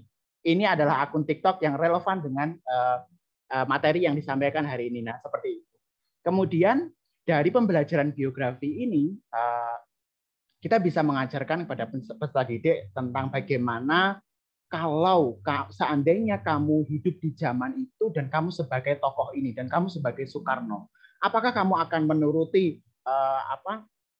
semangatnya pemuda yang menginginkan kemerdekaan secepat-cepatnya pada waktu itu, atau menunggu bagaimana situasi politik ini menjadi lebih strategis lagi dan sebagainya dan sebagainya. Nah, bagaimana kalau kamu pada waktu itu menjadi seorang penguasa Majapahit ketika menghadapi perdagangan internasional misalnya, atau menghadapi bagaimana pengaruh-pengaruh agama dan kebudayaan luar itu masuk, dan seterusnya dan seterusnya. Nah, saya pikir ini malam hari ini, kalau bagi saya pribadi, saya menemukan inspirasi pentingnya mengarahkan dorongan literasi siswa itu pada pembedahan biografi tokoh-tokoh nasional kita. Itu saja Pak Ihsan. Terima kasih para pembicara malam hari ini, luar biasa hebat. Matur nuwun. Baik, terima kasih. Kita berikan aplaus untuk Mas Bayhaki dan Pak Dio serta Pak Dr. Susanto ya. Oh, mohon maaf, Mas Bayhaki dari guru sekolah mana ya? Ya, saya mengajar di 2 tempat, Pak. Kalau pagi, kalau sekolah formal saya di SMA Kawung 1 Surabaya, malamnya SMA saya aktif Kawung. iya betul. SMA Kawung 1 Surabaya. Kalau malam di PKBM Bina Abdi Wiyata. PKBM Abdi Bina Wiyata. Iya. Terima kasih Bapak-bapak. Ini ujung tombak di dalam proses pendidikan pembentukan karakter pada generasi bangsa kita. Selanjutnya sesi tanya jawab. Kalau menurut jadwal kita selesai pada pukul 21, tapi kita tinggal kurang 20 menit lagi ya. Kita maksimalkan ya. Ini ada yang sudah raise hand dengan Bapak atau Mas Randi Homsi. Monggo silakan. Ya, halo. Ya, halo. Selamat malam. Assalamualaikum warahmatullahi wabarakatuh. Waalaikumsalam warahmatullahi wabarakatuh. Saya dulu ini anggota MSI ya di Situbondo. Cuma sekarang jauh ini ngajar di Pulau Buru ini.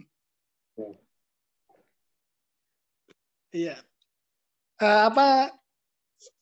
Saya ingin mengemukakan satu permasalahan begitu, melihat pemaparan dari pemateri, terutama dari Pak Pur. Saya melihat bahwa yang dipaparkan itu kan Bung Karno seorang intelektual bahkan dari masa kecil.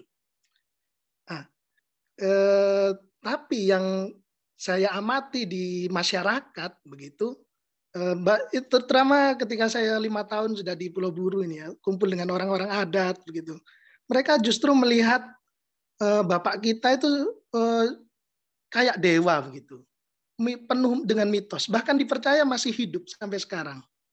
Itu yang pertama. Yang kedua, tidak berasal dari Jawa, tapi dari satu daerah. Dari ini ada yang bilang dari Buton, ada yang bilang justru dari Pulau Buru juga begitu. Nah, bagaimana cara kita mengajarkan hal itu kepada siswa ya? Di satu sisi orang tua bicaranya lain gitu, kita juga sebagai guru ya lain ya. Nah, itu anehnya saya pun sampai ditunjukkan, ayo kalau Pak Guru nggak percaya nanti saya tunjukkan Soekarno itu yang seperti apa. Nah, pernah satu kali saya diajak ke satu gunung yang dianggap keramat begitu ya. Nah, itu dia. Ya, setelah itu saya nggak ketemu lagi orangnya. Gitu. Ini nyata, gitu, real. Nah, bagaimana kita menyikapinya hal itu, Prof? Terima kasih. Baik, terima kasih, Pak Randi. Langsung ditanggapi saja, nggih. Karena waktunya saya dulu ya, atau monggo Pak dulu. Jadi memang betul ya yang disampaikan oleh Mas Randy terkait dengan masalah Bung Karno. Ini kalau dari kesimpulan saya itu menunjukkan betapa kebesaran Bung Karno itu memang diakui di mana-mana. Dulu ya waktu saya kecil itu juga teman-teman saya itu juga cerita yang mitologi semacam itu. Jadi teman saya bilang Bung Karno itu tidak meninggal. Jadi pernah katanya makamnya digali, yang ada itu pohon pisang katanya di sana itu. Bung Karno-nya tidak meninggal, tidak di makam itu. Itu teman saya begitu. Ini memang alam pikiran orang Indonesia ya, yang ketika menggambarkan tentang kebesaran seseorang yang itu di luar nalar, bukan hanya orang, tapi juga benda-benda kalau itu di luar jangkauan pemikiran mereka, maka itu melahirkan mitos gitu ya. Nah, ini menunjukkan betapa besarnya Bung Karno dan diakui oleh masyarakat sampai ke pelosok negeri, sampai ke Pulau Buru di mana Mas Randy hari ini mengajar.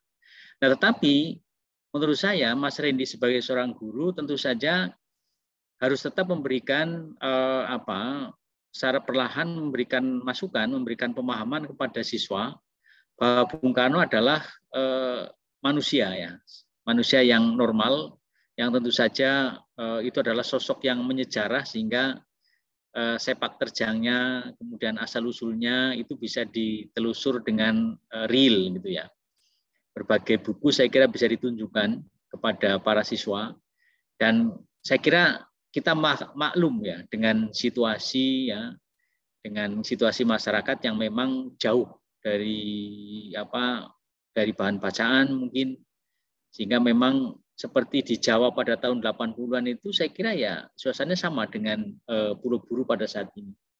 Tapi saya salut dengan Mas Randy ya. Jadi Mas Randy itu mendirikan perpustakaan di sana, dan bacaan-bacaan mengenai Soekarno saya kira itu perlu ditambah ya. Nanti kalau saya ada kopi ini ya, kopi buku-buku Bung Karno, nanti saya akan berikan juga ke Mas Randy untuk memperkaya literasi di sana.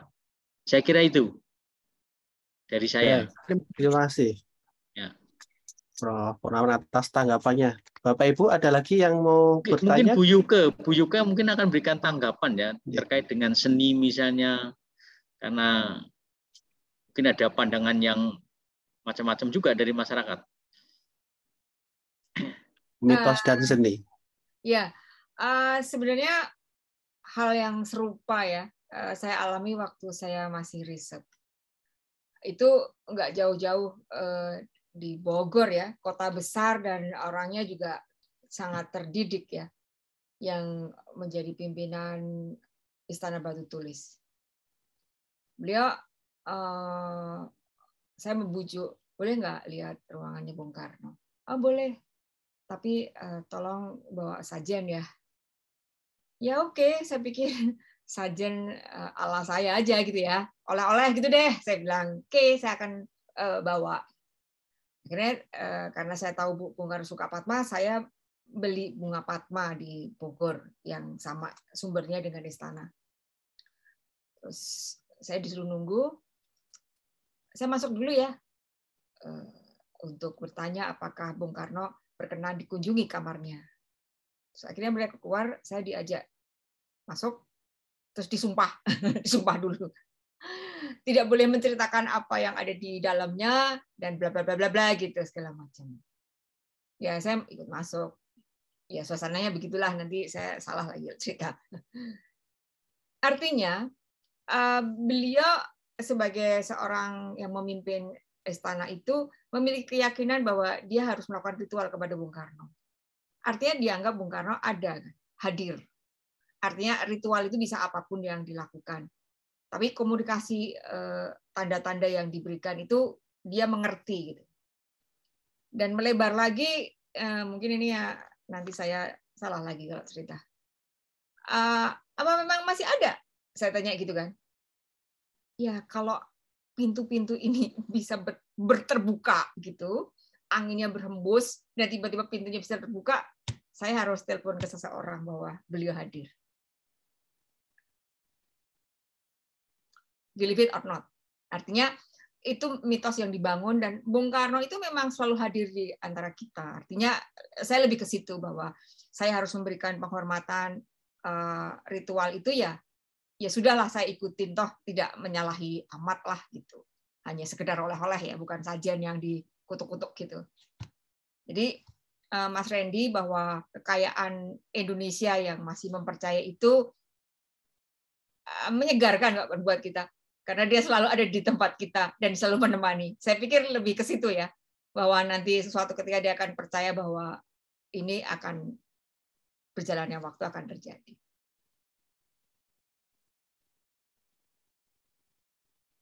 Demikian, Mas. Baik, terima kasih Bu Yuke. Memang betul ya, setiap dimanapun, kapanpun, siapapun yang membincangkan tentang Insinyur Soekarno atau Bung Karno itu selalu penuh dengan energi. Tidak ada membincangkan Soekarno kok sambil lemes, enggak ada. Selalu penuh dengan energi. Ini mungkin bagian dari bahwa kita itu di sekitar kita energi Bung Karno itu tetap muncul gitu. Baik Bapak Ibu sekalian, masih ada waktu untuk berdiskusi atau bertanya pada narasumber. Kami persilahkan, monggo.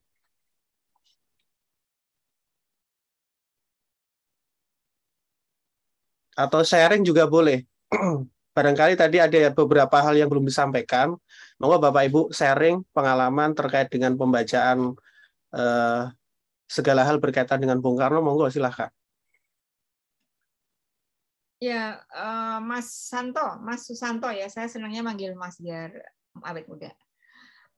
Tadi kan Mas menyampaikan bahwa adik-adik kita tuh haus loh asupan-asupan yang sekitar Bung Karno. Nggak usah nunggu deh, nggak usah nunggu biaya dari pihak-pihak lain, do it gitu. Lakukan itu. Saya juga sekarang nggak peduli mau ada dana dari langit atau dari manapun. Saya nulis aja dan saya terbitkan sendiri. Tidak perlu dicetak, kita pakai PDF bisa kita viralkan sendiri. Kita pilih dan kita misalnya saling membantu, misalnya karya grafis. Karya yang di belakang ini saya bikin sendiri. Saya utik-utik aja sendiri. Mau dibilang jelek ya biarin aja. Pokoknya bikin sendiri. Saya nggak repotin kamu gitu kan. Kalau bagus ya syukur gitu. Nah itu bisa membuat kita senang ya. Jadi nggak usah nunggu deh. Saya melakukan pembuatan buku-buku PDF. Nanti silahkan aja kalau mau dicetak, cetak sendiri gitu. Dan saya terbitkan dengan ISBN. Nah nanti kalau diperlukan itu Mas bisa merapat ke saya deh. Jadi saya jenis orang yang nggak usah nunggu lah, nggak usah nunggu godot. Dan itu akan rebutan di dikti dan segala macam akan membantengi atau menutup kreativitas kita. Iya, terima kasih. Ya betul, kesempatan yang disampaikan Ibu Yuke tadi memang ketika kita punya ide gagasan langsung kita wujudkan saja. Tidak usah menunggu ini harus menggunakan dana dan seterusnya. Nggak sampai-sampai nanti. Lakukan apa yang sudah bisa kita lakukan. Sekarang era digital, kita bisa publikasikan secara digital.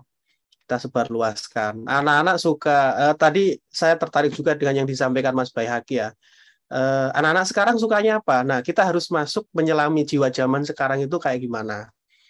Oh, baik, tadi sekarang nggak suka pidato, ya sudah nyanyi dari apa lirik-lirik Bung Karno misalnya. Nah, karena kalau kita mengadakan lomba pidato, kayaknya sudah nggak ada. Lomba stand up komedi misalnya. Nah, banyak hal yang bisa kita lakukan terkait dengan apa hobi atau kedekatan kita masing-masing. Tentu Bapak Ibu yang menjadi bagian pengajar di pedagogik sudah sangat familiar dengan media-media pembelajaran dan sudah sangat mudah dipahami oleh anak-anak. Kita harus berdamai dengan teknologi ini, nggak boleh jauh. Iya, bahkan misalnya siswa misalnya ya, mereka bisa mau menggambar bareng. Kalau lebih dari 40 halaman, Bapak ajukin aja. Maksudnya, yuk kita bikin buku bareng-bareng yuk. Karya kalian, tempat narsis kalian, namanya ditulis aja nama mereka. Itu akan membungkahkan hati gitu. Dan beberapa siswa saya dorong, mau pakai puisi, mau bikin apa, terserah lah. Pokoknya itu namamu, nggak usah ada nama saya. Saya mah baturmu aja gitu. Kamu yang akan leading gitu. Dan dia sukacita karena namanya ditulis. Ini bukan dikerjain dosennya gitu loh. Nama dia gitu loh. Kadang-kadang kan ada embel-embel, ini saya nggak mau, udah kamu aja. Kalau bagus ya kamu bangga, kalau jelek ya dibagusin lagi gitu. Ayo Mas, kita do something lah bareng-bareng yuk.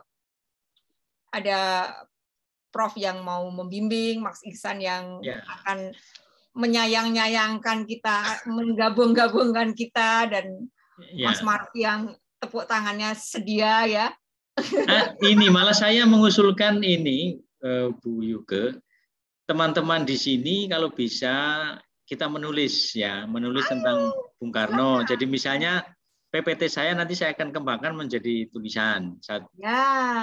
Misalnya 10 halaman saja, masing-masing bisa 8 sampai 10 halaman. Terkumpul nanti dari pandangan masing-masing terhadap Bung Karno. Misalnya Pak Susanto nanti menulis bagaimana Soekarno untuk pembelajaran di SMA misalnya. Mas Baihaki tadi yang tadi diucapkan itu tadi ditulis agak panjang itu ya 8 halaman. Demikian juga dengan Mas Dio itu tadi pandangannya ditulis.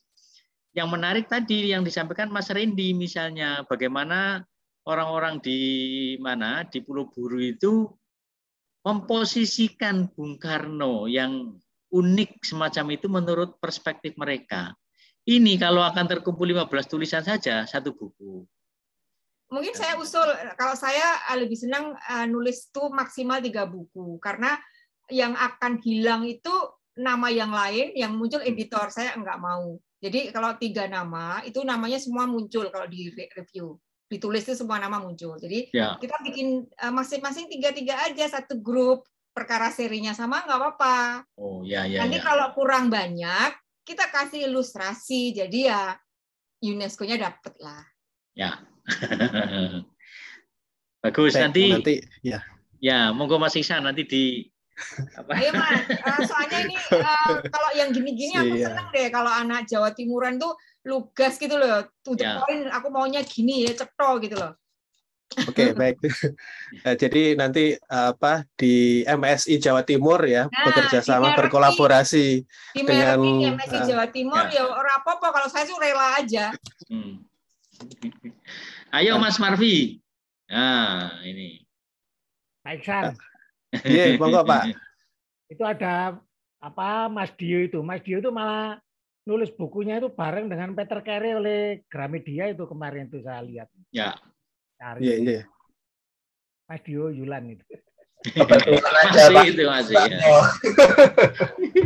Sama Peter Carey malah. Ya, tapi nunggu di Pinang Gramedia nunggunya sampai 60 tahun, 70 tahun, Pak. Benar. Banget itu kalau nggak bawa instansi lain itu. Nah, justru itu. Makanya kita bikin dulu, kita sajikan. Nanti kalau udah viral, itu orang akan lihat, oh asik banget nih Mas Santo. Aku Pinang deh. Bisa begitu yang terjadi. Benar itu. Bener. Ya. Bener. Karena kita sudah menunjukkan karya kita. Nah, reprint itu boleh saja karena yang menulis kita kok. Ya. Nggak ada ikatan apapun. Tapi kalau sama Gramedia dan penerbit lain, Anda nggak bisa viralin karyamu. Pasti harus dijual. Padahal orang dikasih aja nggak dibaca.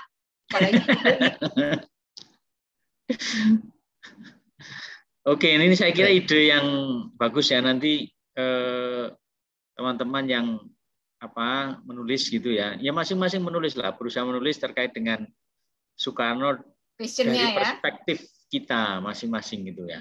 Saya kira nanti bisa diterbitkan gitu. Ya. Terbitkan kan tidak harus dicetak, bisa dalam bentuk PDF bisa. Jadi saya udah pelajarin.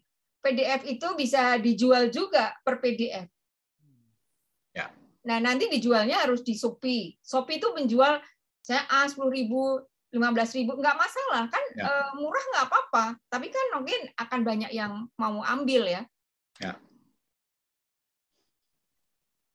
Ya, baik. Ternyata kegiatan webinar hari ini simpulannya adalah ada rencana tindak lanjut. Jadi kalau selama ini webinar-webinar kan selesai dengan sertifikat. Kita selesai dengan buku. Ini semua yang hadir di forum Zoom ini, monggo kita berkontribusi, nanti bisa mengirimkan artikel tulisan. Mungkin nanti ada tim kecil terlebih dahulu ya, yang misalnya akan membingkai kira-kira apakah dibentuk kelompok 3 orang seperti usul dari Ibu Yuka tadi, atau seperti apa, sehingga nanti ada panduan siapapun yang akan mengirimkan naskah nanti bisa template ya betul, kita harus ada template-nya yang jadi panduan. Nanti akan dibahas oleh tim kecil terlebih dahulu. Untuk kontak person-nya yang paling mudah biasanya ini kepada Bunda Lili ini. Ya. Ya, Jeng Lili nih. Nah, ini bukan Sampur. Ya, siap. Oh, sudah siap. Siap. Yeah. Saya kira untuk rangkaian webinar malam hari ini, tugas saya sebagai moderator memandu